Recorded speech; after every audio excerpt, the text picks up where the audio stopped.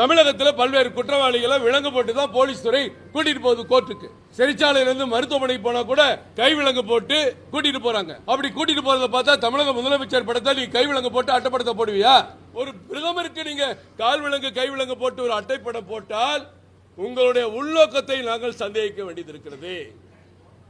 நீங்க திராவிட மாடலை திருப்திப்படுத்துவதற்காக அப்படி அட்டைப்படம் போடுகிறீர்களா?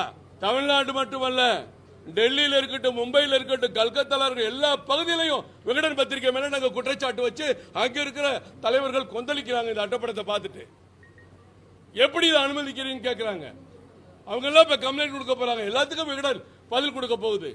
சட்டத்துக்கு தவறு விளைவித்திருக்க நீங்க. உங்க கண்ணிய பத்திரிகை ஜனநாயகத்துக்கு கண்ணியத்தை குறைவு ஏற்படுத்திருக்கீங்க. மிரட்டி மிரட்டி ஒரு செய்தி அனுப்பணும், எனக்கு அனுப்பி ஓகே பண்ணாதான் நீ பிரிண்ட் பண்ணணும். அப்படி எமர்ஜென்சில வாழ்ந்த பத்திரிகை நீங்க. ஒரு நாள் சென்சார் ஆக உங்க பத்திரிகை வெளியில் வந்திருக்கா? அப்படிப்பட்ட விகடன் பத்திரிகை இன்னைக்கு செய்தது தமிழகத்தில் இருக்கிற லட்சக்கணக்கான பாஜக தொண்டர்களுக்கு மனதில் வேதனை ஏற்படுத்தியிருக்கு. நாங்க இன்னைக்கு நினைக்கலாம் எல்லா ஊர்லயும் விகடன் பத்திரிகை வாங்கி கொளுத்துங்கன்னு சொல்லலாம். ஒரு செகண்ட் ஆயிராது. ஆனா அண்ணாமலை அவர்கள் எங்களுக்கு வழிகாட்டி இருக்கிறார்.